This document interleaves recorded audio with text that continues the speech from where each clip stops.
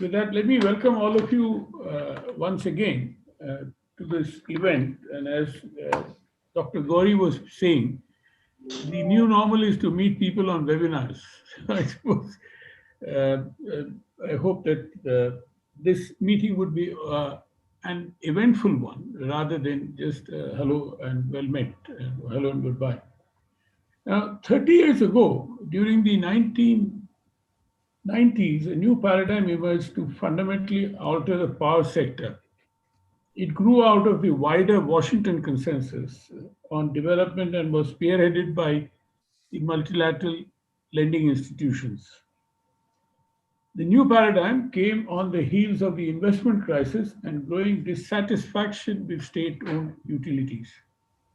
Yet, after almost 3 decades, the Indian power sector is still plagued with diverse issues ranging from payment delays by the already cash strapped discoms, bankruptcy of large generation utilities, regulatory and policy inconsistency, to lack of on the ground implementation. In recent times, the COVID 19 pandemic and the nationwide lockdown have also created a major setback for the already ailing power sector.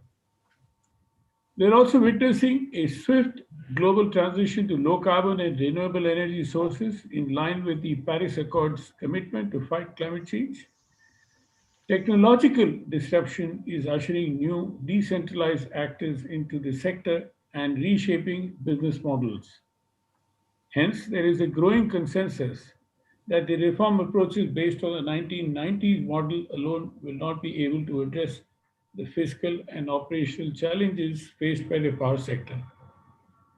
Power sector reforms must be shaped by the political and socio-economic context of individual states in the country.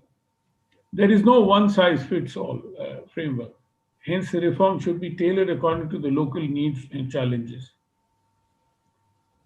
Furthermore, from the consumer's perspective, they hardly have any choice as they primarily consume electricity through the grid.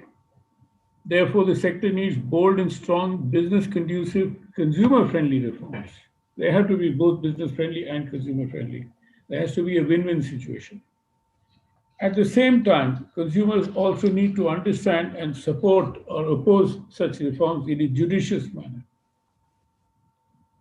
However, to facilitate the same, they need a basic understanding of their rights and the institutional knowledge of the sector for taking up the issues. And what I would like to add to rights and responsibilities as well. Cuts International has been working towards this end over the last 3 decades. Our efforts have been towards building capacities of electricity consumers in order to facilitate their participation in the regulatory processes and also influence key policy decisions. We have also been extensively working in the areas of promoting green energy, rooftop solar, electric vehicles, etc.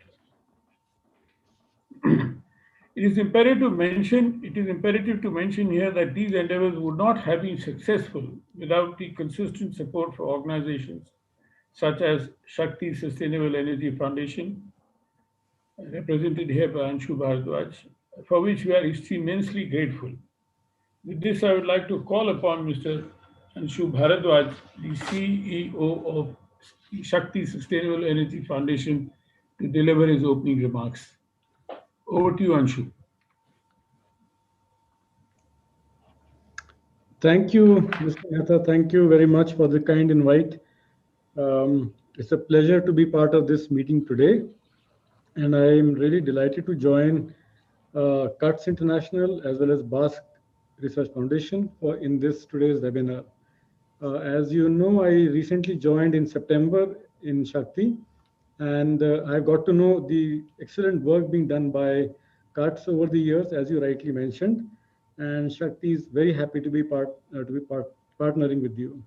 I also gratefully acknowledge the presence of Shri Anshuman Gotwal, the ED of Basque Research Foundation, and Arvind sir, my senior colleague in the civil service. So greetings to all of you. Pradeep, you have very beautifully set the context. So I'll just add a little bit more to that.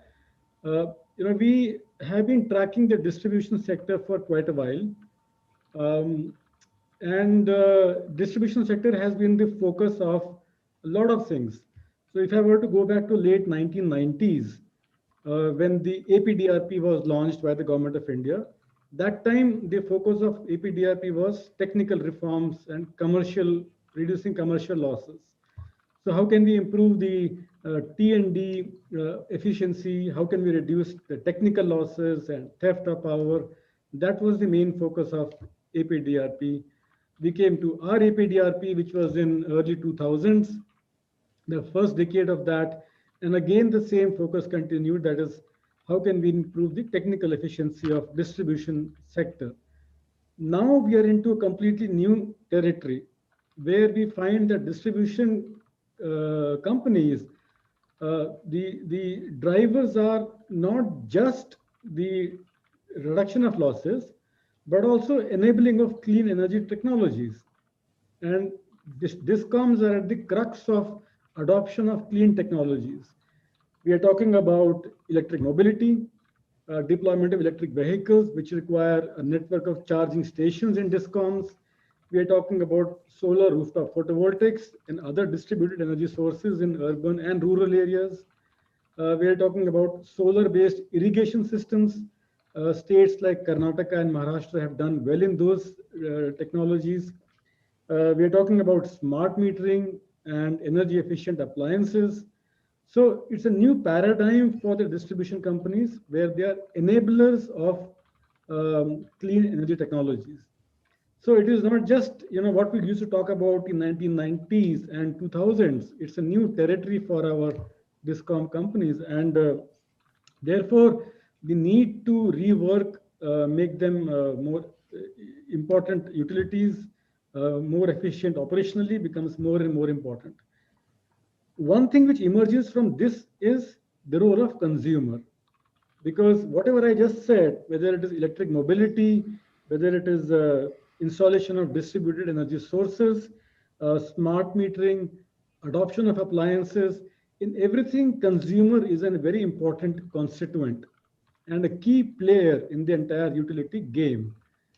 And thus, the focus on consumer becomes even more important. You mentioned earlier that we had a top-down model of generation, transmission, distribution.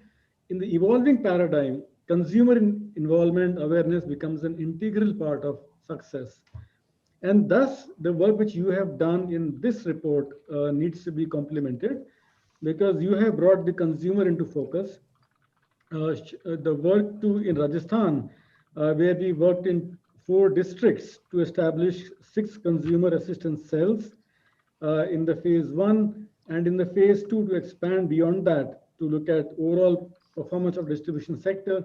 Keeping consumers in focus, I think, is very important and needs to be complemented. I think the learnings which we draw from this particular project will have immense for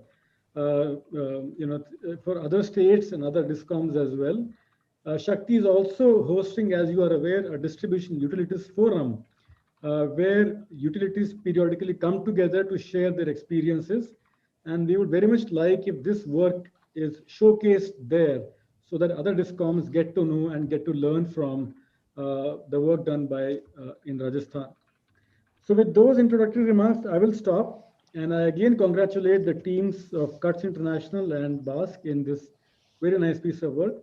Shakti is very happy to be associated. And I thank my colleagues in Shakti, Richa and Vivek, who have been closely involved in this work. Thank you, sir. Back to you.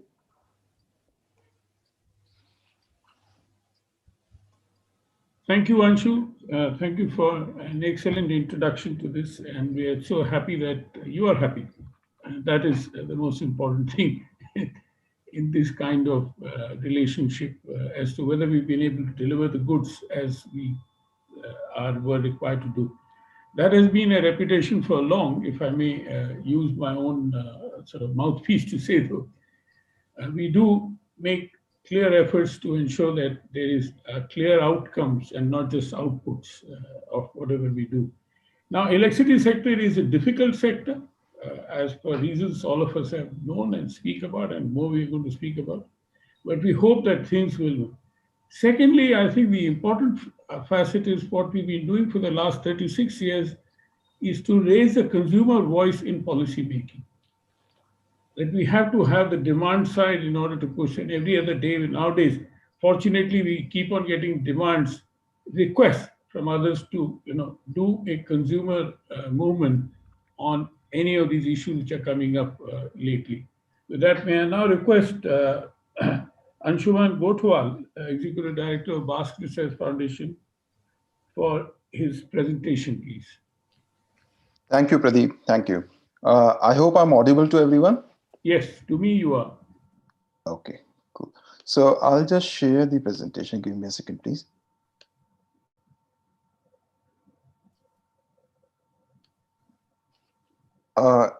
Is the presentation visible to everyone? Visible to everyone? Yes. Okay. So I'll just stating the focus of consumer, which is talked about a lot, but still, if we see the presence of that stakeholder, whether it is engagement in terms of regulatory platforms or even in terms of its participation in various they hold.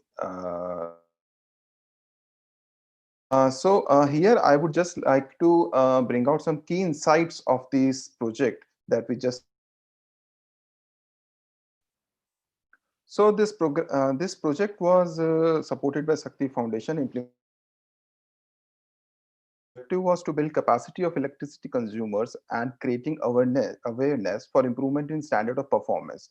It also focused on mapping grassroots experience in terms of uh, how are and what are the kind of services that are being provided by the DISCOM, and also experiencing the institutional mechanism that are there for grievance redressal and for evidence collection, for getting information through DISCOMs and others, and so on.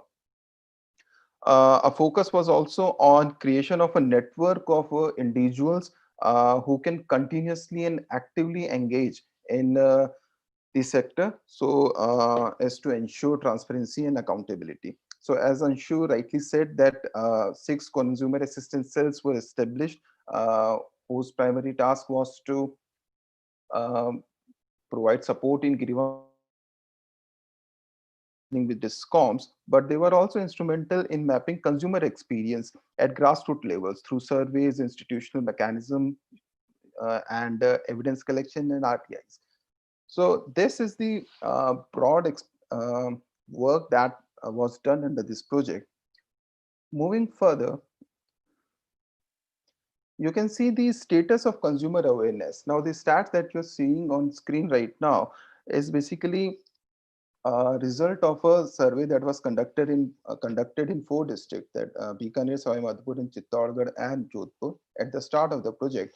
And you can see that when it comes to awareness, there is no awareness or very little awareness about the Office of Electricity Ombudsman, the grievance redressal forums, the standards of performance, and a very minuscule 3% of the surveyed consumers knew about the regulatory commission. So we can see that the consumer awareness is very, very low. And if we gauge the focus of distribution companies or the regulatory commission on consumer awareness, the expenditure which has been allocated to distribution companies by regulatory commission, that for past 3-4 years, regulatory commission has been allocating 0.5 CR to distribution companies to spend on consumer education and awareness, but this amount is hardly being utilized. In one of the responses that we received just from Ajmer Discom, we were shocked to see that they had spent only 26,000 on consumer education and awareness. So similar is the case for Jaipur Discom as well, where they claim to spend a very high amount on consumer education and awareness, but most of that money is going into app development or other activities which is not directly linked to consumer awareness. So moving on, I'll just give you a glimpse of the analysis of types of complaints that we have received in these 6 cells. So if you can see here, these are these 6 bars for each cells, and these different colors represent the kind of complaint that were presented at these cells. So it is quite evident which is the most prominent complaint among consumers basically. Besides billing being a monetary issue, billing is also related to many potential uh, inefficiencies of DISCOM. The meter can be defective, the meter reading is not taken, and sometimes the bill is not given to consumer in timely manner. So there are many, this billing issue is multifold, and that is why this is the most prominent issue among the complaints received at these cells. 40 of these complaints were escalated to grievance redressal forums, and few of them were also escalated to the Ombudsman Office for experience. Um, so we can see here that billing here is a very multifold problem. So I'll just would like to mention a instance, a located in Western Rajasthan in Bikaner. He was a consumer who was a farmer in Bikaner, and the farmer was he was a very low income farmer basically. So what in this particular case, the farmer got his meter replaced, but the DISCOM continued billing him on the erstwhile meter readings. So the DISCOM every 6-7 months later, the DISCOM kept on charging the farmer with audit charges, and this kept on happening for more than 2.5 years. And when we escalated this complaint to ombudsman of the electricity ombuds after going through the grievance redressal forum, at all penalized for this, and there was no compensation made to the consumer for this harassment that he had to go through. And in addition to this, the rules of resolution, right, they can do retrospective billing for more than 2 years as well. So if the consumer is not compensated or the problem that he encounters during the procedure, then it's a big letdown for the consumer. Also, just giving an anecdotal example of what the ombudsman say, that there is a provision in standards of performance where the consumer can get some compensation, but again he will have to go through this loop of filing SOP application and everything, and the amount that he will get out of incorrect billing would be a meager 100% of that instance. So that is a very demotivating thing for the consumers. We also conducted feeder service in these under these four consumer assistance cells, just sharing some insights into the some insights of the metering infrastructure from the feeder survey. We can see that the accessibility of meter, that the meter where the meter lies in the consumer's premises, it's quite high. There's a significant number of meters which are difficult to access or inaccessible. Similarly, in terms of readability of meter as well, there are quite a few number of meters which are either unreadable or difficult to read. So it becomes difficult for even for DISCOMs to come up with accurate billing in under such conditions. We can see the status of defective meters as well. Here the status of defective meter as per bill is shown in blue, whereas the actual status of defective meter in inspection was quite high. Similarly, the meters were not calibrated. A significant portion of meters were not calibrated for more than 5 years, which is the standard CA norm given by CA norm. So these are some of the issues which are still there at the grassroots level. And when we talk of smart meters and so many things, one wonders what will happen to them if such things keep on continuing.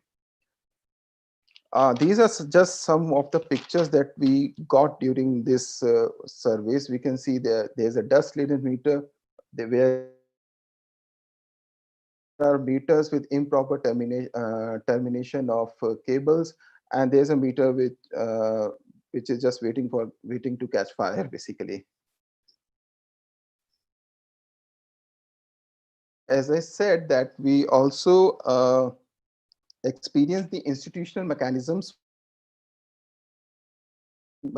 for grievance redressal, that is these grievance redressal forums and the electricity ombudsman. Here, one thing is important, that the regulations in Rajasthan are quite unique.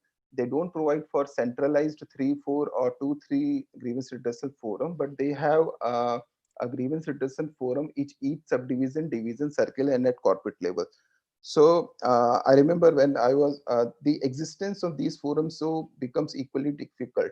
I remember when we went to Savai Madhopur, even the DISCOM officials were not aware of such forums existing. Division and divisional forums are found to be non-functional, and even as I said, the staff doesn't know about it. And most of the components, as I said, we escalated some 40 plus complaints to these forums. 90% of on 90% of the complaints, we didn't get any response.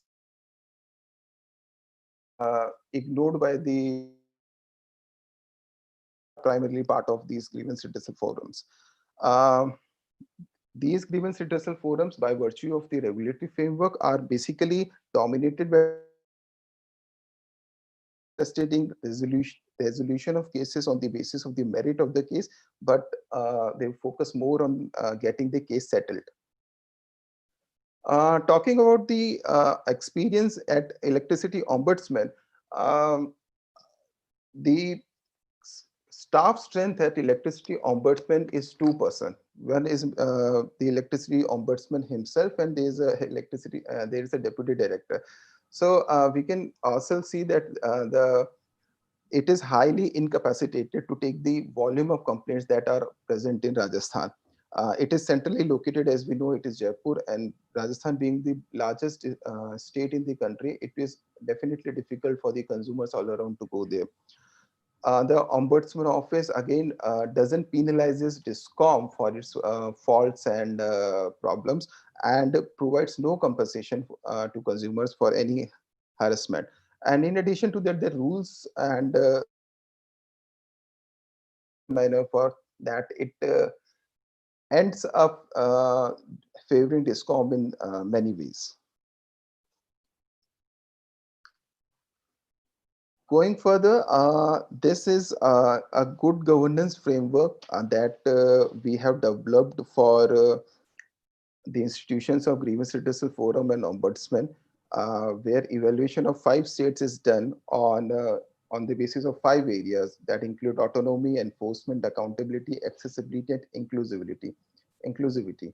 Each of these areas are divided into further parameters, like autonomy is divided into structural dependence, competency of forum, and independence of forum. And these are further divided into sub-parameters, which are given a weightage and proportion. And these are compared with the standard ideal regulation based on the F4 regulation and our experiential learning from this project.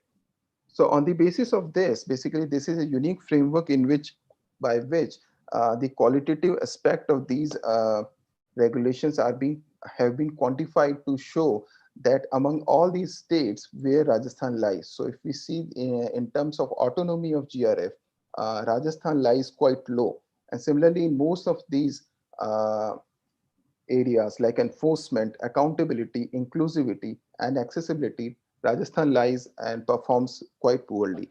So these would be published shortly and would be available in public domain for more information. Thank you. Thank you, Anshuman. Just I would like to add one few more things, Pradeep. Just as a we are running out of time. Yeah, just 2 sentences on what we actually achieved is, one is that we have actually forged an active and vibrant network of consumer advocates and civil services organizations who actively seek out information, disseminate information among itself, and also keeps on planning to participate in this sector. And we have also, through training programs and workshops, laid down the importance of documenting the reality of ground, so that it is it goes to a proper authority in a proper manner. The DISCOM support in this manner has been exemplary. The DISCOM resources have been part of our training programs, and the DISCOM has also come together for joint programs and collaborative programs for consumer initiatives with us. So these are some of the good things that have been eventually part of this project. Thank Thank you. you very much. But what better to heed your findings and listen to is our next speaker, the keynote speaker, Dr. Arvind Mairam. He's the economic advisor to the Chief Minister and Vice Chairman of the CM's Rajasthan Economic Transformation Advisory Council. Over to you, Arvind.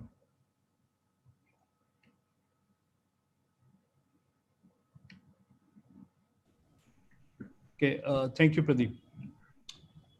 I think we have had a very stimulating and informative opening statements and also the presentation. And as we are running out of time, I will keep myself brief. As Pradeep mentioned right in the beginning, the power sector is very complex. And the complexity in the power sector increases exponentially when we start looking at distribution.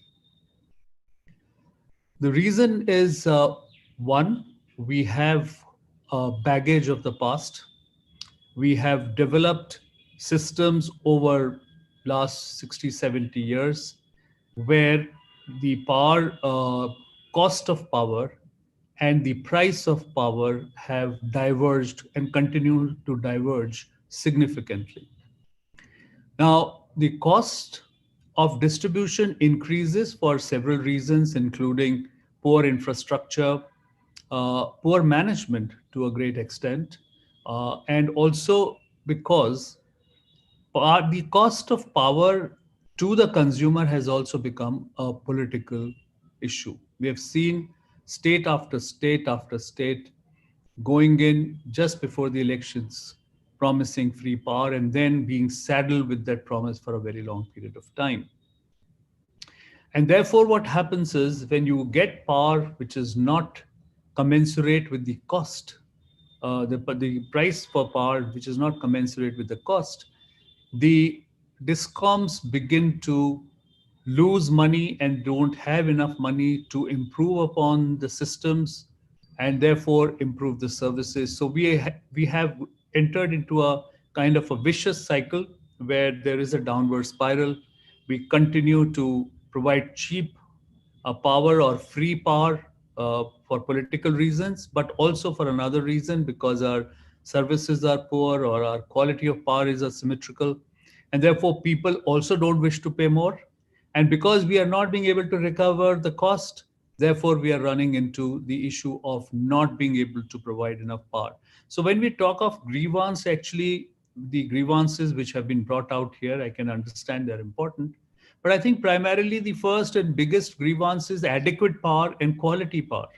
Because if you don't have adequate power and quality power, then your complaint about whether the transformer is working properly or not working properly, if the transformer is not charged, whether the transformer is functioning or not functioning, then becomes irrelevant.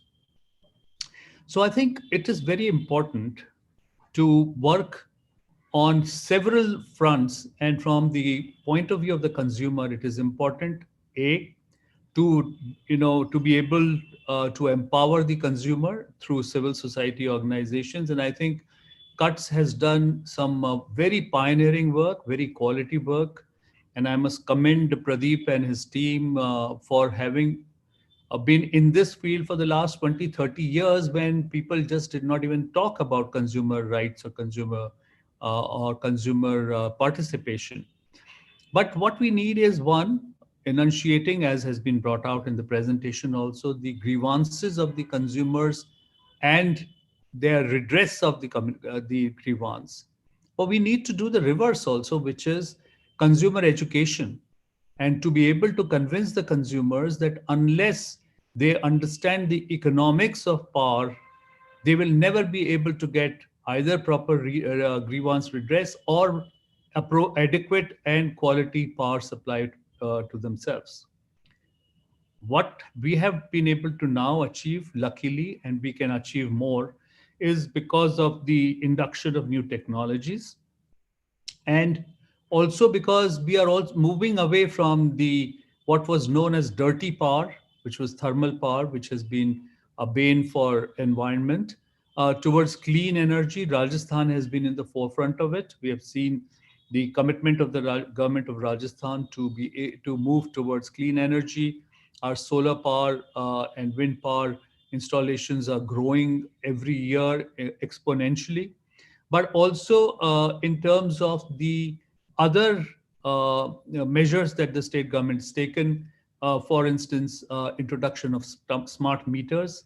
We have close to 280,000 smart meters already installed just in Jaipur and Tonk. And also private sector has been brought in, which improves overall infrastructure, the power leakages or thefts, and therefore when more power gets metered, then the cost of power also decreases for the consumer in the same ratio. So these are some of the improvements we are seeing already in districts like Ajmer, Bikaner, Bharatpur, and Kota, and the adjoining districts in these regions. But there is a huge work which we still need to do. And I think we will need to look at several aspects of power distribution in this. One is to restore the financial health of the discoms. I think we have to be mindful of the fact that unless we improve the health of the discoms, we are going to run into the other problem, which has an overhang on the fiscal health of the state itself. We saw, for instance, the earlier effort where it was felt that if the discom's debt is transferred to the state government, in my mind, it was a very ill-conceived scheme of the government of India, where discom's debt was transferred to the state government. The state government in Rajasthan took close to 80,000 crores of the debt of the discoms on its books, and its fiscal deficit shot up. It now has no headroom to borrow for other developmental activities, and this has had a great impact on the state's developmental processes. So we cannot run discoms purely by subsidies. We need to move towards better realization of revenues. But for better realization of revenues, it is important that discoms become more transparent in their pricing. The consumer is actually able to see why they are paying the price that they are paying. Is it on account of the inefficiencies of the system or the management, or is it the real price that they have to pay because of the cost of the inputs which keep going up every year? So there has to be a transparency, there has to be a dialogue between the consumer and the discoms. And I think what we need to do is to be able to create that the bridge of communication, two-way communication between the discoms and the consumer. And I think organizations like whether it is CUTS or other civil society organizations, they will have to play a much more active and important role. And I am quite convinced that the discoms must engage more meaningfully with the civil society organizations so that they can help these discoms in creating that bridge of two-way communication, which will then bring back the distribution sector to health. I will stop here, but I commend the work that has been done, and I would look forward to the report, and we will certainly give it a very serious consideration to see that large number of those recommendations, as many of those recommendations as are feasible at the moment, are implemented as soon as possible. Thank you very much for giving me this opportunity to speak with you. Thank you. Thank you very much, Arvind. The smallest issue which can be resolved are the systemic problems which are existing, and not about the price. grievance redressal, accountability, responsiveness. If these are a few things which could be done, consumers would gain much more confidence and trust in the The system. problem, I think, Pradeep, is what we don't realize. Sometimes responsiveness is sluggish because of lack of resources. Right. I'll give you an example. Transformer gets burnt. It takes, say, 30 days for the transformer to change. The consumers are completely complaining all the time. But the reason is that the financial situation of the discom is such that they are not able to procure immediately or keep a big inventory to be able to change that. So I'm saying No, that. no, fair enough. Let them So say that. therefore, no, Let them level with the consumer that, no. look, This is where I yeah, said we yeah, need to create a bridge of two-way communication, exactly. Yeah. ये and हमारे पास अभी you have साधनों to की play कमी an है. important role in that. Ji, ji. Thank you very much. With that, may I now thank Arvind, Anshu, Anshuman for their opening statements and remarks and interesting debate.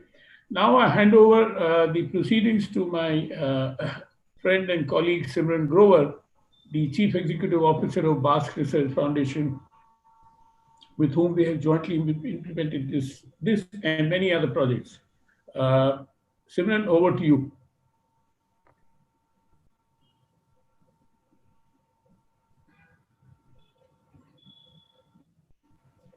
Thank you. Thank you so much, Pradeep. We're running 5 minutes, 7 minutes behind. I'll quickly like to invite our panelists for today. We have Dr. Geeta Gauri, who's former member of APRC and Competition Commission of India. Ma'am, do we have you with us? You're not audible. Host, if you can just unmute her. Right. Am I audible now? Yes, perfect. We also have with us Dr. Rahul Tongia from Center for Economic and Social Progress. Rahul? Hi, yes, Center for Social and Economic Progress. Sorry, apologies. Center for Social and Economic Progress. We were formerly known as Brookings India. Welcome, Rahul, welcome. Next, we have with us Dr. G. Ganeshan Das from Tata Power. Hello, good afternoon. Good afternoon, all. Welcome, sir. Welcome.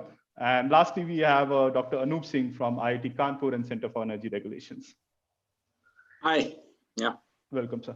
A few house rules for the audience. Questions are very welcome. Please post them in the chat, and we'll try to take them up as much as we can at the end of the session. To the panelists, I, of course, invite you to be as candid as possible. You are free to evoke, provoke, and call for action.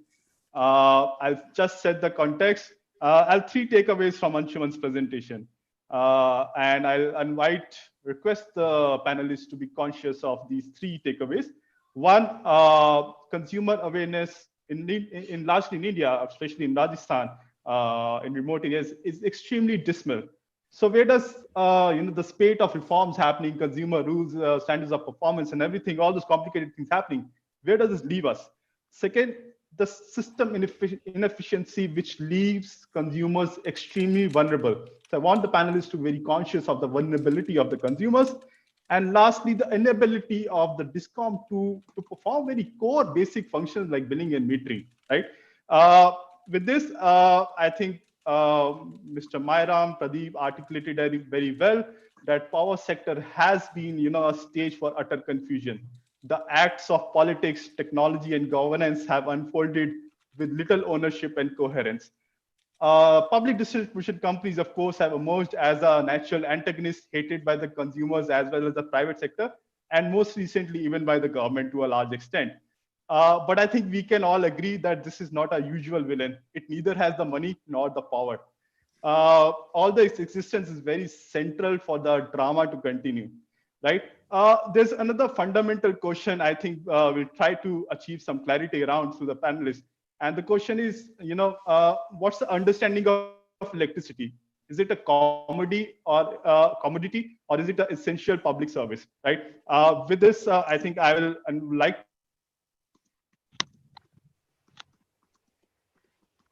Yes. With maybe Dr. Das, if we can begin with you.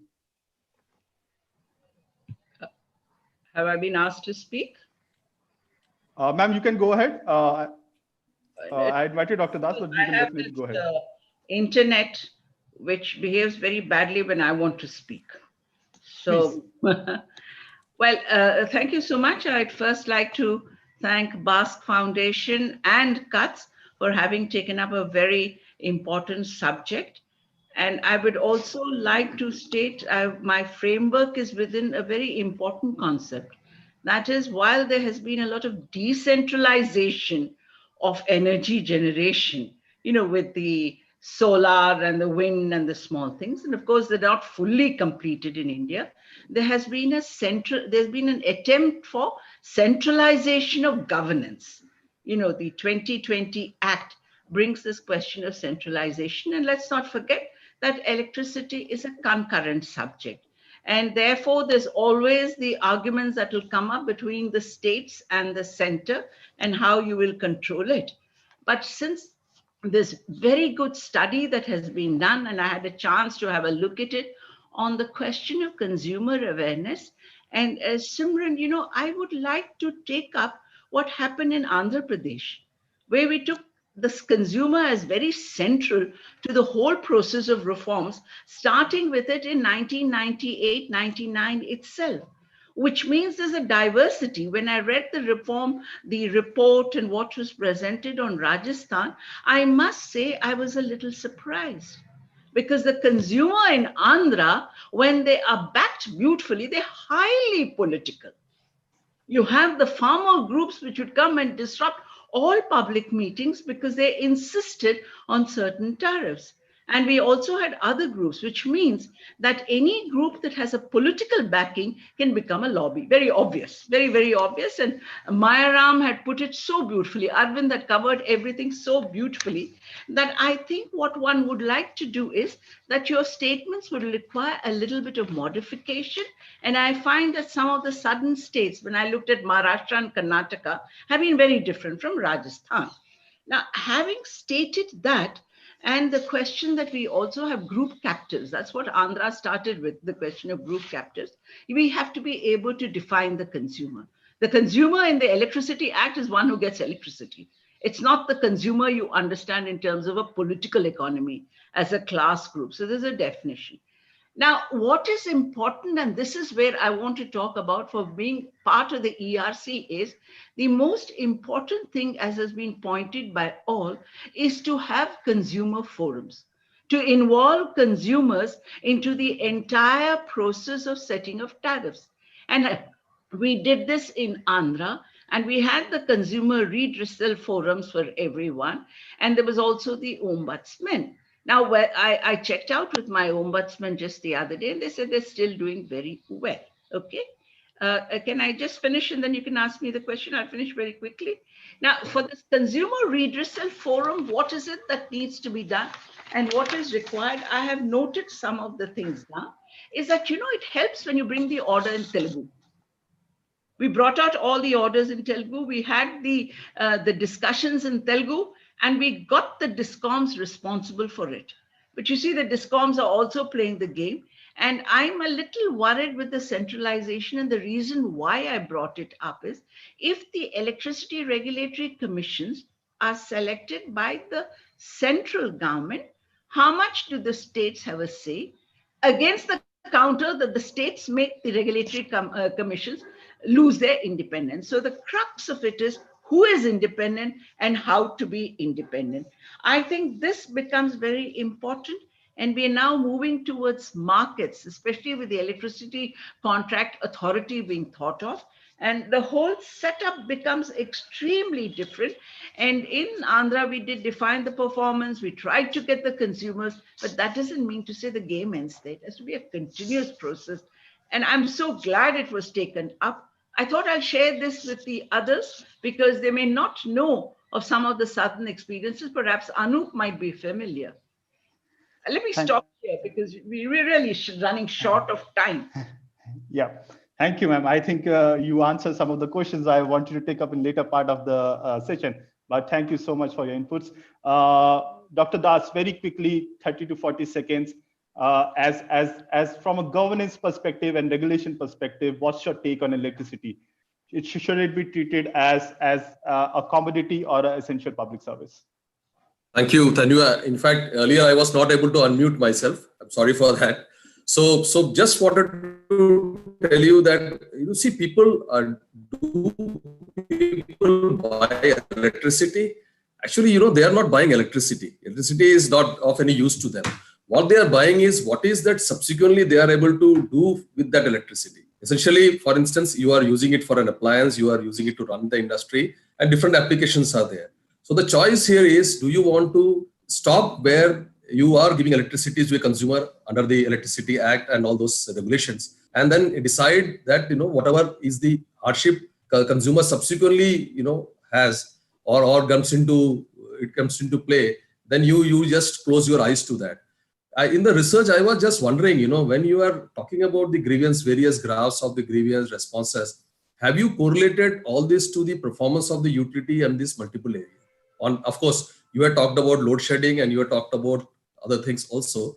But the point here is, when you are talking about the customer will operate at different level of maturity. For instance, if I may give an example of Delhi, when we took over, when the losses were almost at 53%, now which is at around 5.84% now, the consumer behavior has changed. The consumer participation, consumer commitment, consumer empowerment, everything comes with the maturity of the utility. So what I would say, just to very simply answer, when you are talking about the governance, and how far you want to participation rather than governance, how do you really empower the customer? How do you really get the consumer to participate along with you?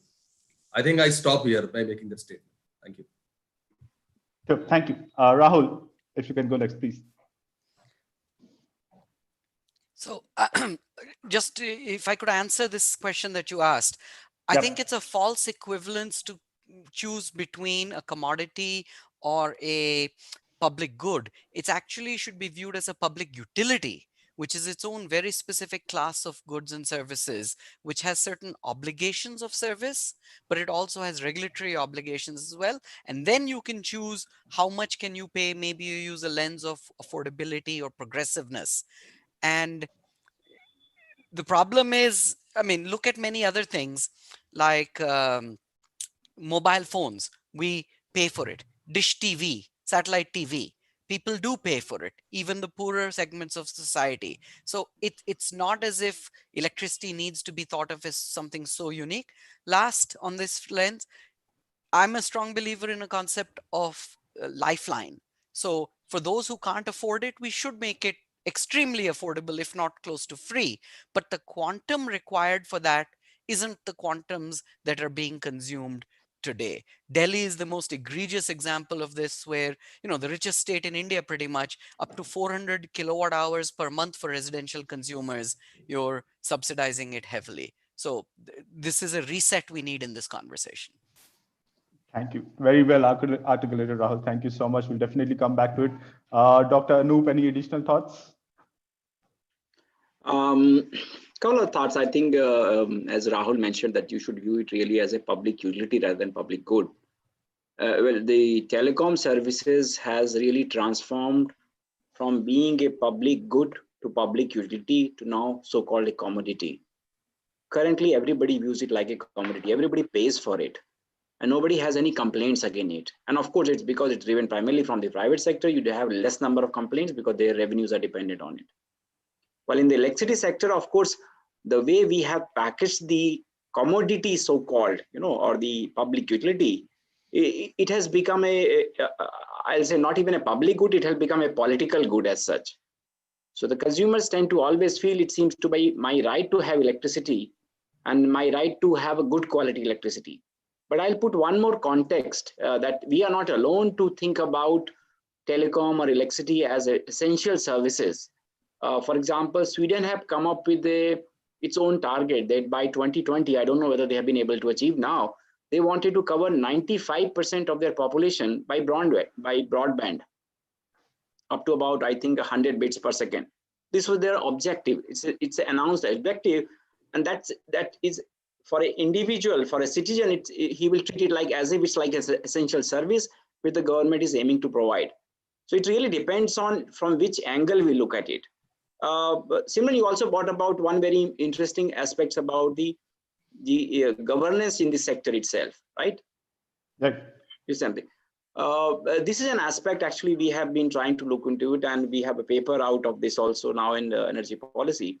And the key context of power sector reform in the Indian context has been that we wanted to so-called change the governance structure at the sector level, right? At the sector level. So when we talked about unbundling, it was at the sector level. We wanted to have competition at the sector level. We never really paid attention to the governance at the DISCOM level. This is where we have really missed the bus.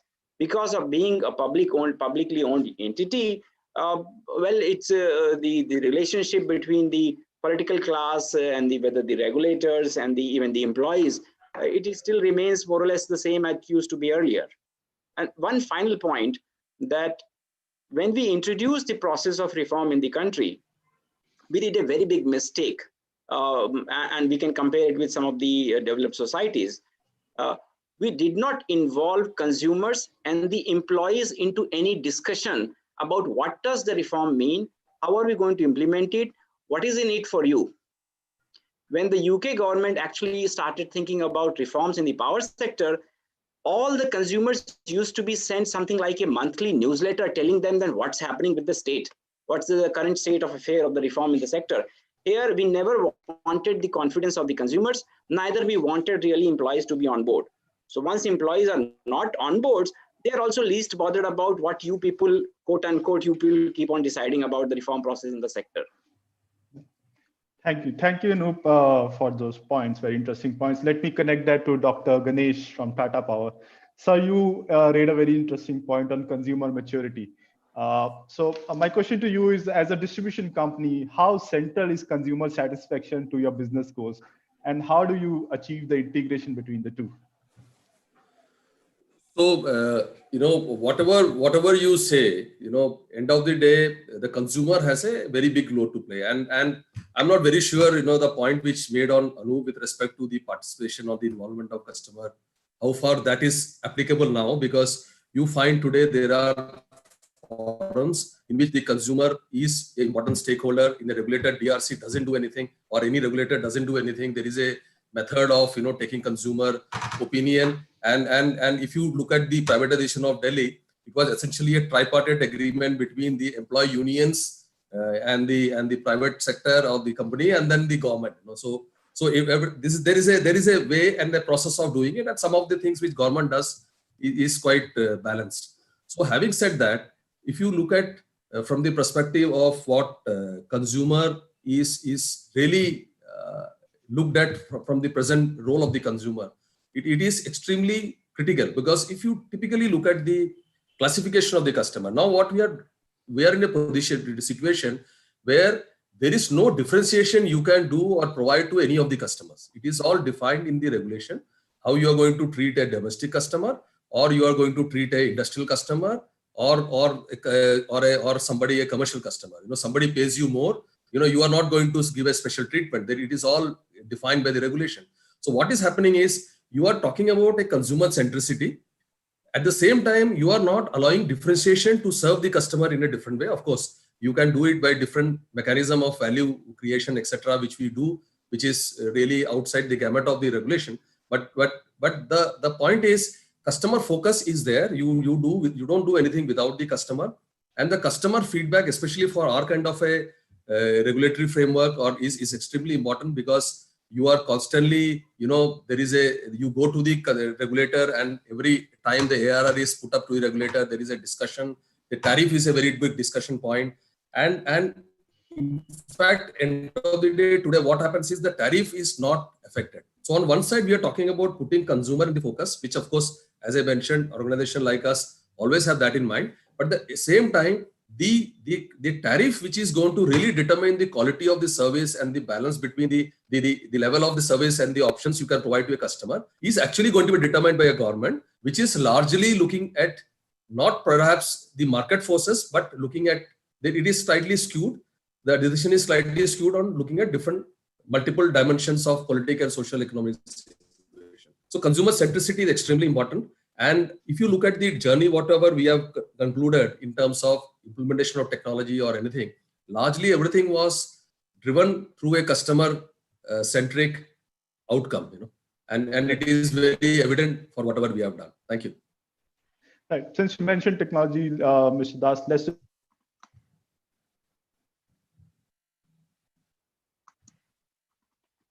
Rajasthan, who are trying to make sense of a lot of these interventions, including ourselves.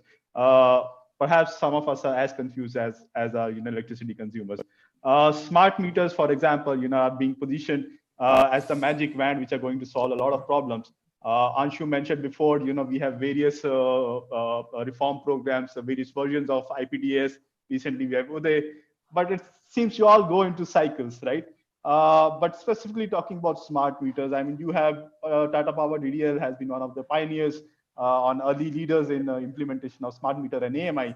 If you can, discuss your experience, your strategy on diving into this new technology, some of the challenges you faced, and some of the possible pitfalls that public distribution companies need to prepare for, given the scale of intervention now.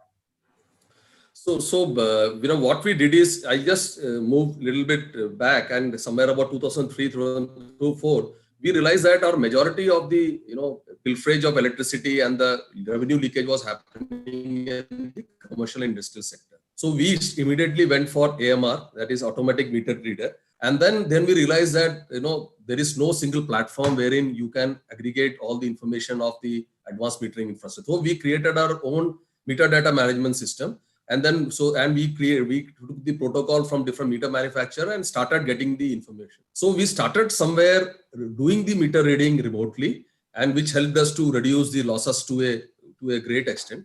Then we subsequently moved to what we call as the smart meter or the advanced metering infrastructure.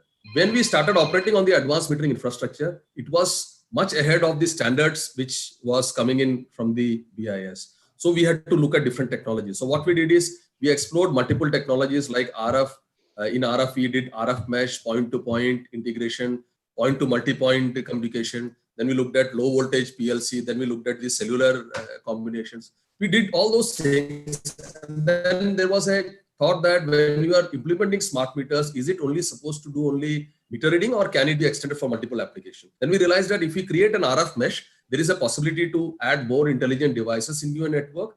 And then the more devices, you will make the RF mesh more robust. And this will also help us to share the cost of the RF mesh. And one case in point is, once you are, but it is your own private network. So you are having a control of the cyber security. And also, if you see some of the cases we had, wherein if there is a disruption of services, you are metering and your billing goes for a 6. So this is something which is totally secured and we control it. So what we have done is we have looked at from the security standpoint, from the convenience standpoint, from the cost standpoint, and the maturity of the utility. That is an important point, because why we could do all those things is because our utility we had learned as we grew. So it was easy for us to adopt a technology, and we learn as we are implementing technology. So making you the point, if you look at a typical public utility, they have got. I mean, I wouldn't hesitate to make a statement that they would have the same kind of engineers as we would have in our private utility. But the question is, what kind of a exposure they would have time to time. And of course, there are a lot of initiative coming from the government to give that exposure. Now things are a little different. So that will actually make the maturity of the utility will decide what kind of technology, what kind of a handholding of the technology deployment it is required to take it forward. So just to make it very crisp, the public utility also can actually do the way the private utility like somebody like us is doing. But it's a question of having a different strategy and possibly having a larger kind of a forceful and probably a more kind of a detailed roadmap, because it is much vast than what we are talking about here. Thank you. Thank you. Let me articulate next questions, Rahul, and then maybe you can come in. Mr.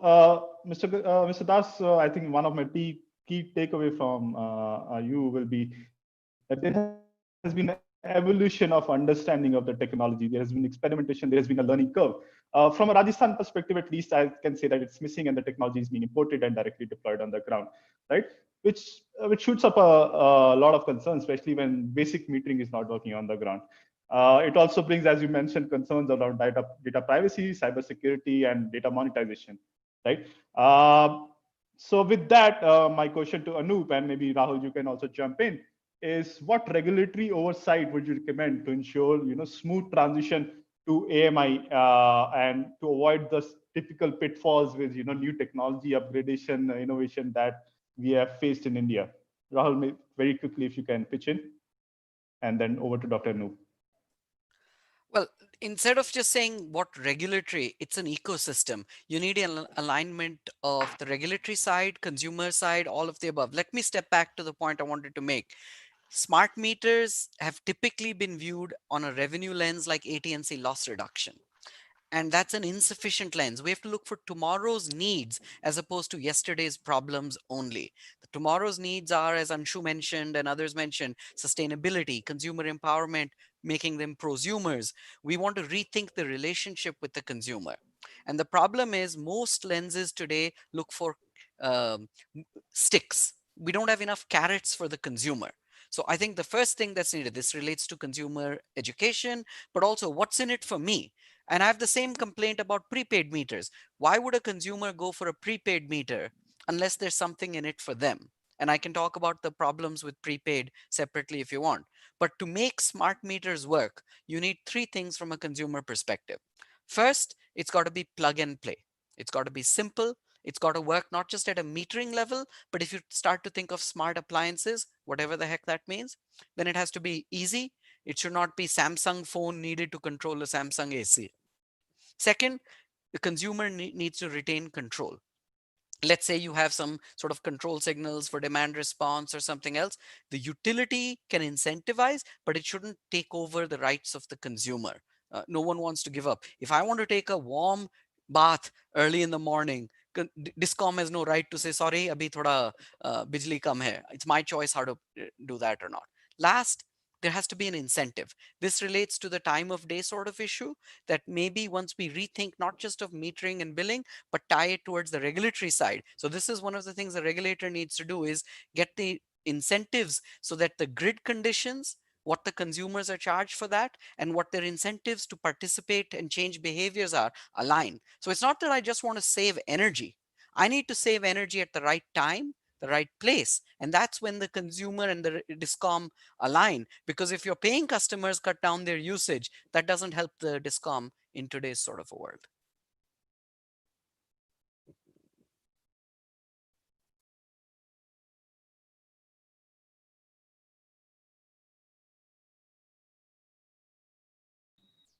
Sorry, some technical issue. Thank you, Rahul. I think what I'm hearing from you is there's a need for consumer-centric transformation.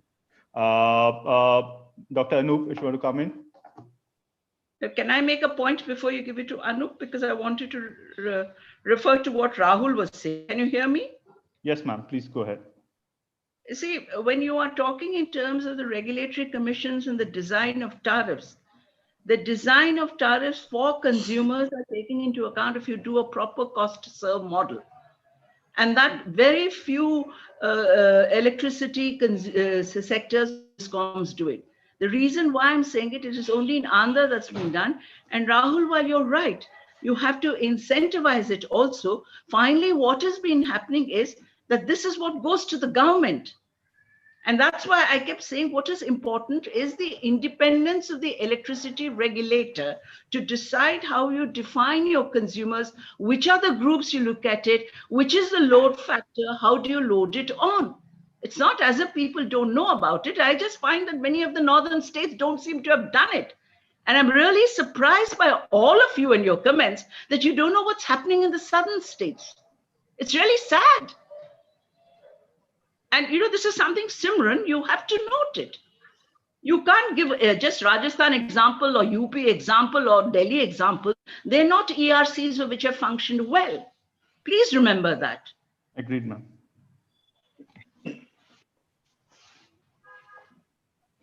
Okay, then since I made my point and you want to go on about ERCs and this thing, I think I would Strongly say noted. Strongly noted. Yes. your northern ERCs and your problems, which none of you have understood for the last 20 years, which I've been continuously talking about, which I have been writing about. But you know, it seems to be so Delhi-centric. And DRC is such a pampered thing. We did things which no one else could do. So that's fine. Go ahead. Ma'am, if you can just hold on for a minute. Okay, I will. Ma'am, excuse my lack of knowledge. I'm rather new to the power sector. I'm really trying to get a hang of understanding of just Rajasthan. So please don't take it as any intentional focus on the northern states. There's no such intention in our mind.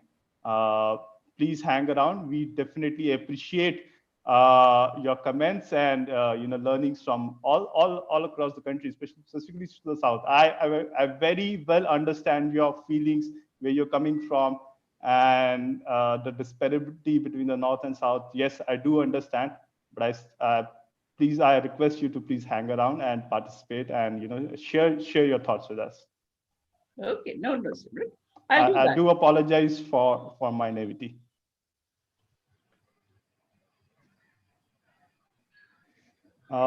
If we can move ahead, sir, Dr. Noop. Thank you, ma'am.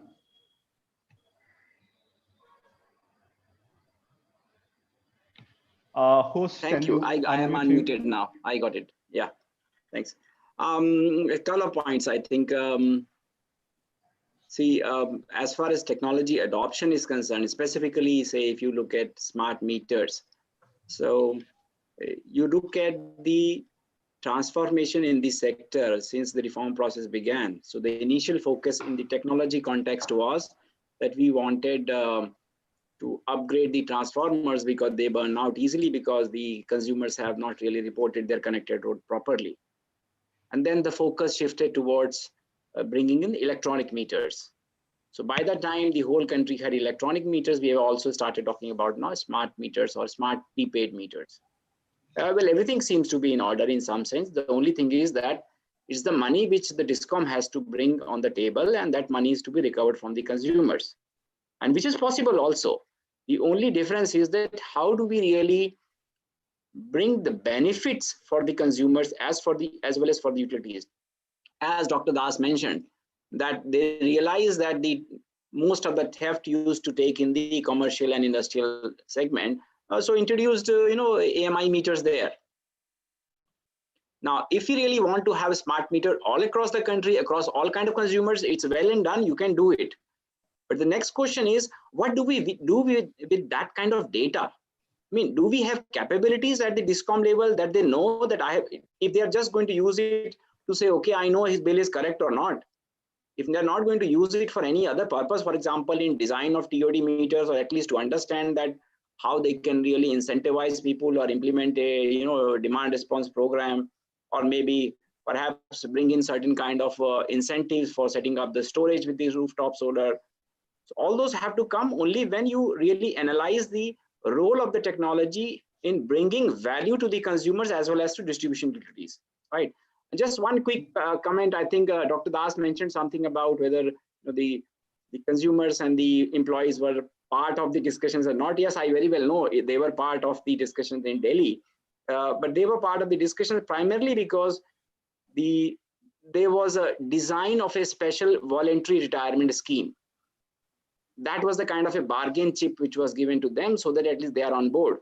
But in the rest of the country, something like that is not implemented. Why? Because it still remains the publicly owned utilities.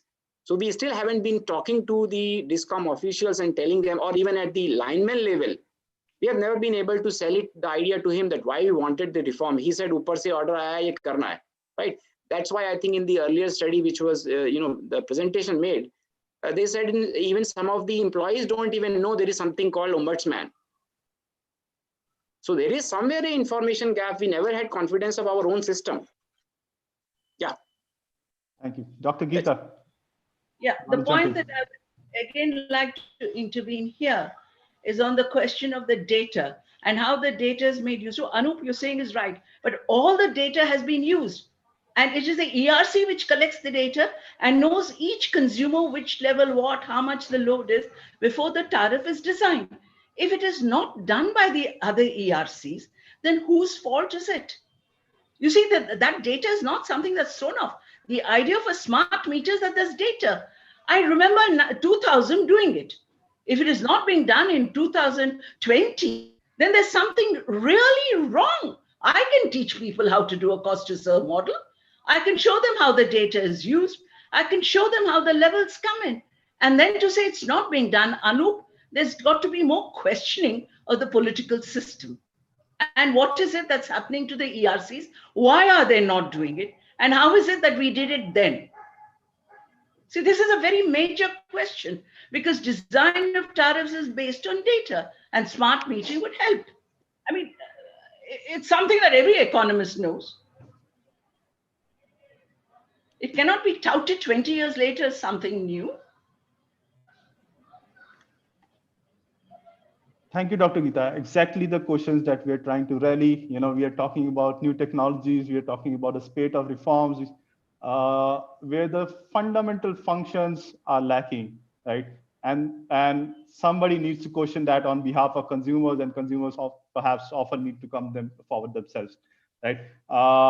Moving forward, I'll bring up another news reform that is being planned, which is direct benefit transfers. Again, intervention which is bringing a lot of anxiety amongst the consumers, especially the farmers, right?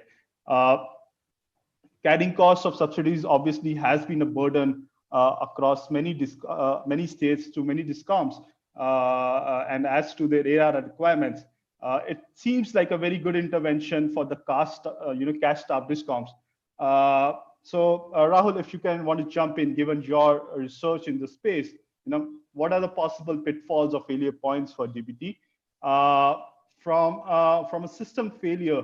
What it would mean for the consumers, and what it would mean for the frontline employees of the distribution companies. Over to you, Rahul. Thank you, Simran. So the first and foremost question is this just an incremental tweak of who's paying, or is there an expectation of greater shifts in the equilibrium? By that, let me step back and remind folks that around 1/7 of the revenues of discoms in 2019 came from subsidies. So that's 1.1 lakh crore rupees. It was predominantly for agriculture and residential. And in addition to this, you have cross subsidies. So now, is it that we're just saying that instead of the government, state governments paying the discom, they'll just pay the consumer and nothing else shifts? So that's problematic right there. Second, discoms don't get paid on time or as promised. That's another major issue. You flagged this issue of cash trap, where these data are pre-COVID. So in the chat, I've just shared a link to a detailed paper which goes into this larger issue on the subsidies and the finances. Now, the biggest question, I'm going to hold off on practical technicalities of this, which are very, very trivial in how do we get there even to a dream state. But even before that, the biggest question is, if the governments aren't paying, state governments, paying the discoms on time, what happens if they don't pay the consumer on time? Because now the consumer is obligated to pay the discom. Can the consumer turn around and sort of say, oh my gosh, I didn't get the DBT transfer. Sorry, I'll only pay the balance. So A, how does that shift? Or is the discom empowered politically to disconnect said consumer?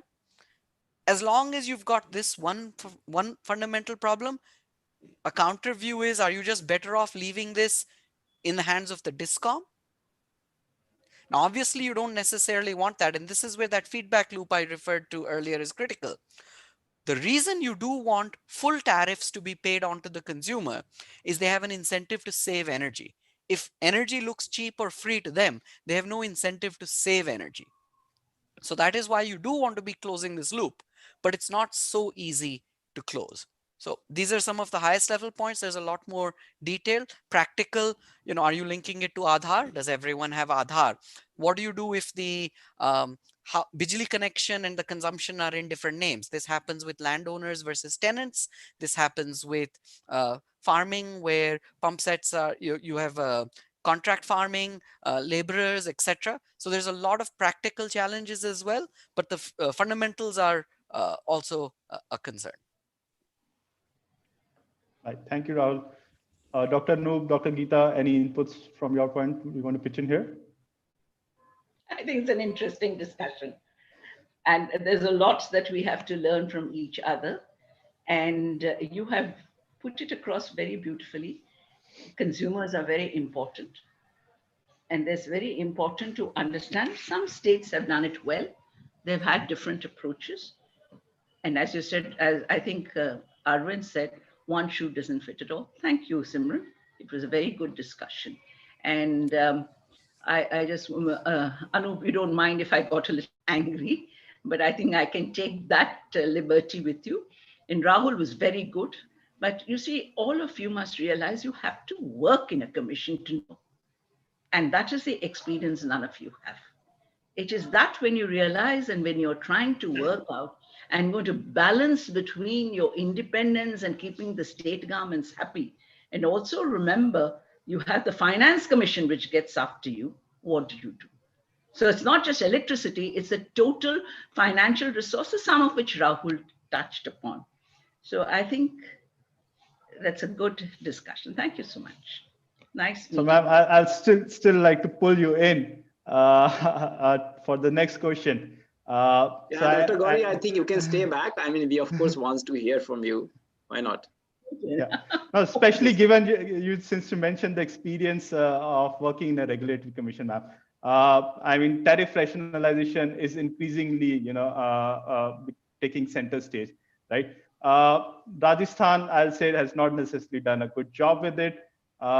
There's a perspective of what DERC has done. Definitely, if you can also, bring in your days working, bringing your experience working with APRC on how the state or the commission can approach this problem of tariff rationalization, especially given the increasing realization at the government level to reduce the subsidy burden or the dire need for the same at least. It's an extremely difficult question you have put. It's very, very difficult. I also looked at some of the suggestions that Raja had sent, Raja and I have been good friends and one thinks about it. And what do you do with trying to allow for regulatory commissions to be independent? Simran, you can be only as independent as the government lets you be, whoever is the government, whether it's the state government or whether the central government. And that is why I said in the beginning that this Amendment 2020 is going towards more centralization of governance, because the Electricity Regulatory Commission, they're making 3-4, which means there's no veto vote.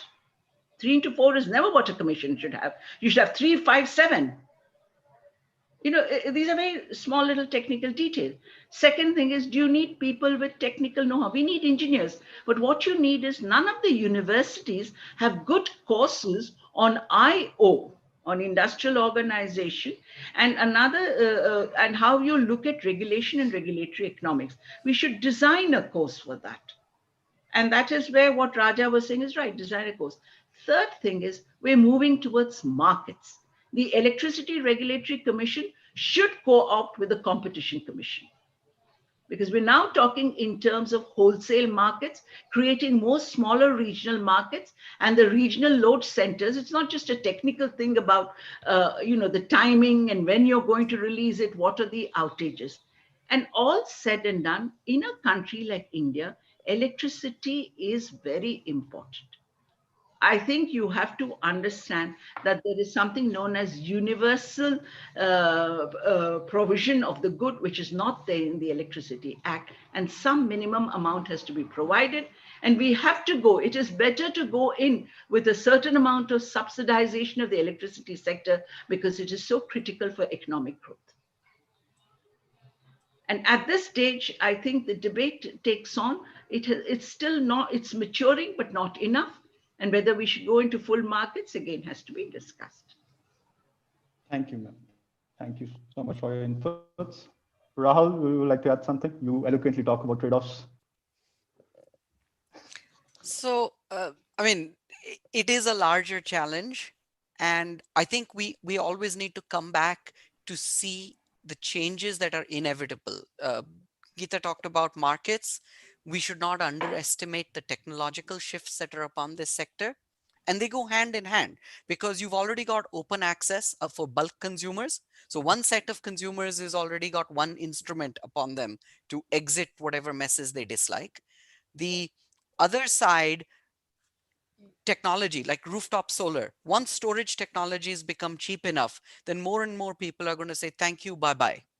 Or they're going to now, with the electricity amendments, it's going to become easier to have third-party transactions and sales. And so edge-based transactions will also grow. So in all of this, we have to think about what are the stakeholder needs. And utilities and regulators both really do play a balancing act. But instead of trying to, the instrument that I believe in is the opposite of socialization. Socialization is, to me, a liquidity fix. If you've got something that doesn't add up, it's unaffordable or too much or pluses and minuses. Instead of socializing, we should make it more explicit where the differences are sharpened, and then you find new instruments for which to pay for these offsets, the pluses and minuses. And I think that will then really encourage energy efficiency and consumer participation. I'm always reminded of this famous quote. Willie Sutton, a bank robber, was asked, why do you rob banks? Oh, that's where the money is. And we seem to forget that the money in this system is, or at least should be, coming out of consumers. And this is the really fundamental issue. From this paper, which I provided a link to, the cost of power purchase alone by DISCOMs in 1819 All India was about 5.6 lakh crore. And yet the revenue from operations was 5 lakh crore only. So a lot more is coming from other stakeholders. Consumers aren't even internally vested. And now we have differentiations. Notice I didn't use the word distortions. Differentiations between types of consumers. We need to do a better job of that because otherwise you're going to lose the cream. You've got this larger problem of C&I, commercial and industrial consumers who have been overpaying a lot. If you actually complied with the law says they cannot overpay more than 20% compared to the ACOS, the average cost of supply. Yet they overpay more than that in the majority of states. If either the regulators do cap them at 20%, or they start to say more and more, bye-bye, I'm leaving thanks to this third-party sale, group captive, which Andhra and Karnataka pioneered, actually. There's so many mechanisms that are at foot. Change is inevitable. I think we need to be more proactive to the types of change we're going to seek. Otherwise, we're going to be bystanders to more disruptive change instead. Thank you, Rahul. Anup, you'd like to pitch in? Well, frankly speaking, I lost track of the original question where we started all of this debate. Okay. Okay. No, As we move into the final stage of the discussion, I'll request audiences to share their questions either via chat or one of the hosts. My one final set of questions to all the panelists, and Dr. Das, if you are also around, I understand you had to move. With everything that's happening, you know, on whom, and Anshu, Pradeep talk about the very top-down approach to begin with whom does the onus of consumer awareness lie, right? Are we going to witness a transformation with consumers or without consumers? Is there a scenario where the actors in power sector are going to acknowledge electricity consumers? I understand we have discussed a lot of these. Geeta ma'am has already voiced some of the inputs, or Rahul has done so same. Any final thoughts on this, you know, final set of questions? Anup, you want me to respond, please? Hello. Please, sir, go ahead. You have the stage. So what you said is, you know, you're talking about the role of the consumer. The consumer will always be, the role of the consumer is only going to increase. So it is going to increase because, you know, as I mentioned, the understanding of the consumer is little different from what used to be few years back. Today, what happens is, the consumer does not learn from only the experience. The customer has, exposure to so many things around us. The media plays a very big role. The understanding of what happens around the world plays a very big role. So the consumer matures, and as what it does is, the electricity is a constant flow which goes to the consumer. The technology is changing. The requirement of the customer is changing. The usage of electricity, what used to be a percentage of what it used to be for, say, earlier is much high now. So the automation has increased, the same mechanization has increased. So what is happening is the consumer is participating more, and it is going to play a very larger role. And having said that, the important point, the technology participation, the one way to address the challenge of the companies to the financial is to participate more in technology platforms. For instance, get customers to participate in storage solutions, get participants to come and get them to participate in putting up some of the energy-related services like electric vehicle charging infrastructure, etc. So what you do is you shift the capital, what you do from the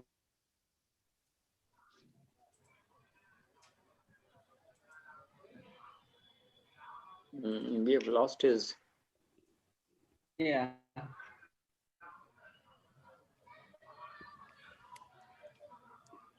Yes. Dr. Das, are you around? He was traveling, so maybe we've lost him. Anup, you want to jump in? Yeah, I think in the context of consumer awareness, I just want to, contrast with the, say, the telecom sector.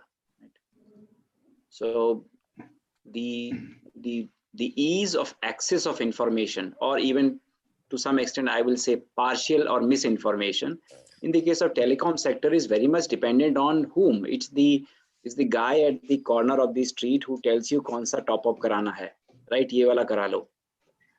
Now what happens is, in the electricity sector, this set of even information, we have made it extremely difficult for the consumer to obtain. Right? And I recall about 20 years ago, I once met one of these private licensees who had obtained a license in one of the areas, and he said, my first focus is on really ensuring that galla mere kabje mein ho.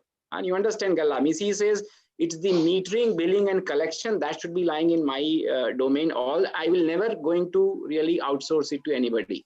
Right? That was the idea at that point of time. And when I looked at the presentation earlier, it's very surprisingly that most of the complaints are actually arising out of the metering and billing, isn't it? Yep. So this is the place. And when Rahul mentioned that the consumers are not paying for it, and one of the possible reasons is consumers are not interested in paying because you have made it so difficult for them to pay. It's only in the last few years, especially in the, even I will say in KESCO in Kanpur, now have a web portal and now you can pay things online, especially after COVID, they have been promoting it. But prior to that, we have actually, made people a little bit allergic to this. As soon as you hear something electricity company ka aaya hai, to log idhar udhar bhagne lag jate hain. They are not interested in to deal with this kind of a person. So that friendliness had got disappeared somewhere in the system. Regulator is giving money, as it was said earlier, some amount of money for consumer awareness. But I think here what happens is a little bit of complacency on the part of consumers also. So in the presentation, I realized something very interesting. I mean, I'm sure if you look at the electricity quality data in Rajasthan, the consumer will definitely have complaints about quality of electricity supply. So there were 3 points, I could just measure them up, and their accumulated percentage was much less as compared to the billing and metering thing, which means that people are resigned to their fate to some extent. Ki aisa hi quality aata hai, chalta hai. But then when it comes to metering and billing, they still have a big complaint about it. So the number of complaints about quality of supply were actually less than the number of complaints for metering and billing. So if you do that ABC analysis, I'm sure these utilities at least should be putting their effort on improving this particular 2-3 top priority areas as we go along. And of course, like Dr. Das mentioned, and the intervention of technology is something which is useful. And some of the things are cheaper. You have apps now available virtually for everything. Yes, we do in Rajasthan also, but still a big question mark on the fundamentals. Dr. Yeah, Gauri. yeah. The big question is who is actually sitting on the other side of the app? Rahul wants to come in now. Do you want to come in now, Rahul? Thank you. Just an observation. I think we use the word consumer too loosely. It's Yes. actually a range of consumers with different needs, challenges, expectations, and our instruments, our policies and regulations often bundle them. So for example, even households, we have slabs, we have sort of low end and bigger consumers with tiers or progressive slabs, but rural and urban is just one example of a huge differentiation in when they pay, when they'd like to pay. So many farmers are periodic. And then when we talk about subsidies and DBT, for example, agriculture versus household are two very different beasts, even though they both may be getting some level of subsidies. So how you would tackle them? For farming, you don't even have meters on a lot of the pump sets. So therefore, figuring out how much they consume versus how much they should be given is itself a very complicated task. You can't solve all of these with the same brush. There was a remarkable tweet series done by the UP chairman of the Electricity Commission, I think about a month ago, where he essentially went on. This was, I mean, quite honestly, in reaction to the privatization push that's been ongoing in some places. And he just went on a tear saying, look, don't blame me when 1 crore consumers have not paid their bills. And so which 1 crore is it is a tricky question. You can't just say all consumers are equal either. So until we get to more of these fundamental questions, I think it's too academic, a lot of the solutions that are being discussed thus far. Ketan? Yeah. Sorry, I got disconnected in between. I'm not sure whether I could make my point. Dr. Das, just give us a few minutes. Dr. Sure, Gauri is coming in, and sure. maybe then you can go ahead. Actually, Rahul, right in the beginning, I said that the consumer has to be differentiated in the electricity sector. We cannot take the consumer as you do normally in terms of buying goods and selling it. And the fact that there's a differentiation of consumers and the question of data that is coming into it and the design that takes place in the question of the tariff itself is a major exercise. I do feel proud having been the first one in our group to have done it. And we did it very beautifully. And we take care of all of this, and I'd be only too happy to share it with you. Second thing is a point that I'd like to make is finally, consumer is king. It is consumer sovereignty. And you have to listen to the different groups of consumers. If farmers are saying they don't want to pay for power because they're wanting water, but then it is necessary to be able to relate to them and to be able to explain to them the difference between urban, rural, the difference between farming, and the difference between having transformers on top of your pump sets or in the certain area, which is what Pune and Maharashtra do. So there's a lot that has taken place, and we need to share these experiences, and you have to be able to get into the design, which so much of time went into. Having stated that consumers sovereign and one differentiates among the consumers, I think it is equally important to look at the way markets have come up. And some of the cases, the Competition Commission, we handled it when I was in the commission on consumers and what they were trying to do. And they were from Bombay. They were not allowed open access. This was a fight between the two titans, Tata's and the Reliance. You see, there's so much that has been done on the electricity sector that someday, Rahul, when there is no COVID, I will listen to your theoretical framework and give you my explanation. But I think consumer has to be sovereign. And to your question, Simran, I think everything has to go on that basis. The sovereignty of consumer, define them, redefine them, and make them much more way of handling it. And how it is to be done is not a problem which can be universalized across the whole of India. Thank you for putting that very, very eloquently. Dr. Das, very quickly, if you're around. Yeah. I'm there. You know, I don't know whether I've been able to. Just one point. What I would say that if you look at the future of the consumer, what we are expecting is consumers are going to play a very important role. Like we want to get them to participate in storage solution, rooftop solar, electric vehicle charging infrastructure, be part of home automation solution. The whole idea is, we don't want to tell the customer that there is a problem, so we cannot invest. But it is possible to do it together, where customer get a value or a consumer get a value at the same time, and we increase the convenience. So what we are hoping is the future of the customer, or the customer of the future, is going to be more participative and will not be a mere consumer in terms of buying electricity, but in terms of possibly adding and providing value of technology to the network also. Thank you. Thank you, Dr. Das, for articulating that transition from a consumer to a prosumer. We have few questions from the audience. I'll try to take some of them at least. We have Dr. Damodaran asking, so in telecom, there is a concept of USO fund. I think it stands for Universal Service Obligation, so that the subsidy will not hit the operators. Why such a concept cannot be adopted in power sector, so that can such a concept be adopted in power sector so that it will not hit financials of the operators? Dr. Gauri, if you want to probably take up. We don't have it in the Electricity Act. So why can't we have it? We don't have it. I mean, we bring it around in a roundabout manner, but it's not there in a direct manner. Anup would know also. And, yep. So should I go ahead, Simran? Yes, please. Yeah. So we have actually sent our inputs to MNRE, I think earlier this year, on one of the documents that they had floated about some of these off-grid schemes they wanted to float through the power sector. And this was the suggestion we had given to them at that point.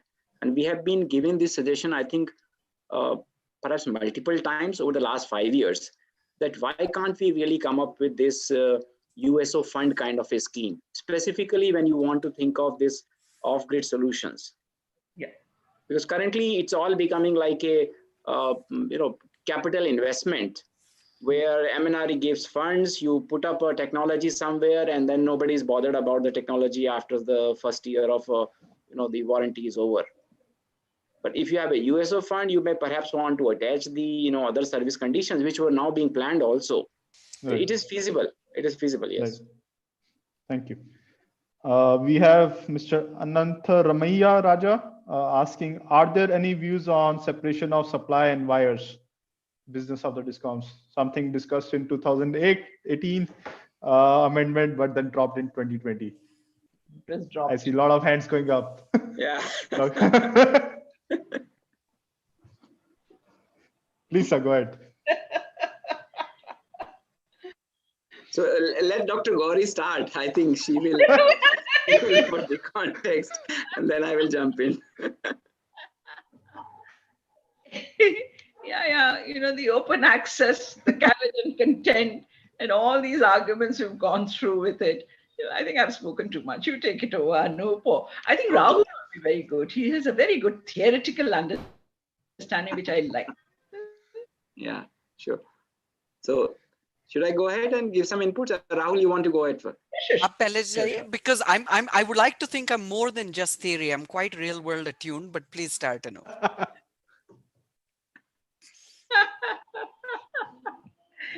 No, essentially, it's the idea of carriage and content separation in theory is really good, no doubt about it, right?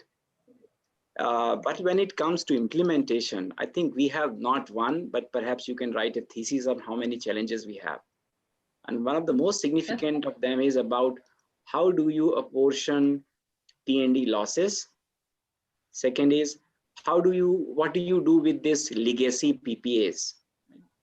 So in theory, we can do this. And of course, we need to invest significantly in metering infrastructure. Everybody should have smart meters. So it is something that we need to plan now. And perhaps we'll be able to ultimately do it at some point of time. And in fact, we had suggested in response to the bill, which the proposal that it was at least at 2 instances, that why not really bring up a small portion of a particular licensee or even a government licensee where you have significant concentration of consumers, and let this be a kind of an example for us, a test case for us, and let us see how it works. At least we'll be able to learn or unlearn something from there. Because ultimately, at some point, we will be toying with this idea, good or bad. We will be toying with this idea. So why not let's start making some preparations toward that? So just a few follow-ons. I think you've covered most of the correct points. One is the resistance from states was high. I think that's a practical reason why it moved away in this. But at a design level, the issue of cherry picking was very strong. Provider of last resort, which then became segregation of creamy and non-creamy sorts of customers or geographic coverage. And then there's a larger question I have. Every time I hear people say, oh, we need markets to solve this problem. Well, in the power sector, there's more than one power type of market. You've got capacity versus energy and so many nuances that are very critical for a country like India, because we're a growing economy. Unlike the West, where you're just optimizing your existing, in India, we need to figure out where to put in investments, because that's a very tough thing. Once you build it, you will operate very differently than just choosing where you want to build. But for all these claims that markets will solve problems, I always step back and say, wait, 3/4 of my cost structure for electricity is procurement of power, ballpark. And now you don't have liberalization of fuel markets. So if you don't have fuel competitive and liquid, coal India, and all of these other things, I think it's naive to expect miracles out of market reforms at the consumer side. The only thing you do get is efficiency, which is not to be understated, but you should look to efficiency even in a regulated space or with more private sector participation. There's many other instruments than just saying carriage and content will get you there. Thank you, Rahul. Dr. Gauri, you want to jump in, please? I Please, just ma'am, want go to ahead. make a point for Rahul. Rahul, there are 2-3 case studies of the Competition Commission, which you should take a look. They'll be very interesting for the points you have raised. Look forward to, I'll email you. Yeah, we can connect. Yeah. We can connect later, but they're very important. But did you disagree with what I was stating? No, I don't. I agree with you completely. Okay. Then how does one handle it?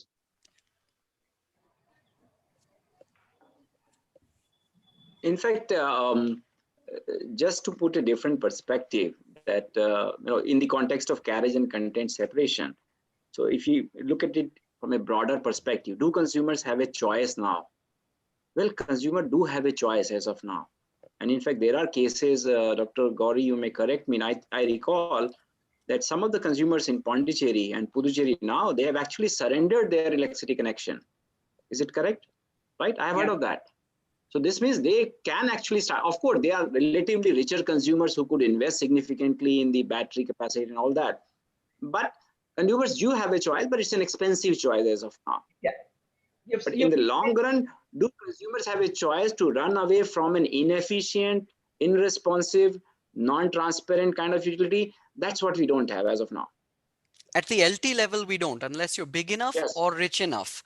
I think the choices there are just like what used to be my mother's menu for food. You always have 2 choices, take it or leave it. Don't be nasty. No, but you know that it's not there in the LT level. And even for the HT level, when they do have these outage charges, because they, you never know when your system may go, the rates are very high. But what? So, can I come in, Simran? Yes, sir. Dr. Gauri, are you saying something? Yeah. Okay. I was having a 2 perspective in this. One is, of course, we can debate about the maturity of content and carriage, whether it should be coming, how it should be coming. We had this debate for privatization also, and then there was success in privatization, but still things did not move because the reasons were different. So even for carrier and content, we may have some success, or we may have a kind of a the whole idea is to see that how do we reduce the losses in the marketplace, how do we make this entire industry viable. That is the whole intent of trying multiple business models. And for that, I would say that it is important not only to look at only distribution, but also to move to transmission and the generation side. If you look at the balance sheet of Power Grid, they make a clean 30% on their revenue as profit, and which is not there, which is totally different from the balance sheet of what you see in the distribution companies. So the whole idea is, do we need to only look at distribution and try to find solution through a set of people who has been always bleeding through either we can call a system process or political situation or whatever, or can we look at the entire value chain in totality and then find a solution. Thank you. Thank you, Dr. Das. I think the debates and the questions in power sector are endless, but we are nearing the end of the time. I'd like to thank you very much, all the panelists. I'm slightly thankful also for Madam Geeta getting provoked. It brought a completely new, unplanned dimension to the discussion and perhaps a little bit of fun. But I do apologize for any unintended translations. Thank you, everybody. I'll hand over to Aman for the closure formalities. Aman, you're there? Yeah, I'm audible. Yes. Thank you. Thanks, Aman. Thank you, everyone, for this lively discussion. Stemming from what Dr. Gauri said about balancing different interests while working in a regulatory commission, it reminds me of my last class of electricity regulation in a new course of regulatory governance at TIS, where after weeks of conceptual lecture, assignments, guest lecture workshops, our professor left us with a food for thought on the board. You know, it read, is regulation essentially an art of voice compromise or means to innovate solutions? So yeah, that latent in that statement is a crucial issue that we are facing across various sectors. However, this discussion has already given us some food for thought on how a just transformation can take place in the Indian power distribution sector. For this, I would like to summarize a few interesting points that came out of this discussion. The first point was of consumer empowerment. While with the increasing use of energy, the consumer has become a key player in the power sector. So hence, they should be capacitated and made aware about their right and responsibility. Another crucial point that came out of the discussion was viewing electricity as a public duty rather than a public good. By putting electricity into this bracket, various aspects of regulations and governance comes into play, which can help further the ailing power sector that we have. And again, last but not the least, the role of technological disruption, such as smart meters, which can help in reducing the operational losses of DISCOMs, as well as empower the consumers to efficiently consume the energy. So with this, on behalf of Kurtz and Bas, I would like to thank all the esteemed speakers for sharing the valuable opinion on today's topic. I would also like to thank Shakti Sustainable Energy Foundation for consistently supporting us throughout the length of this project. And finally, a big thank you to the participants for taking out their time and being part of the webinar. Apologies if we could not take up your questions. We had plethora of questions targeted at the speakers, but owing to the paucity of the time, we could not take all the questions. So, but do reach out to us if you have any other queries. Once again, thank you very much. It's been a great pleasure. Yeah, so with this, we can end our webinar.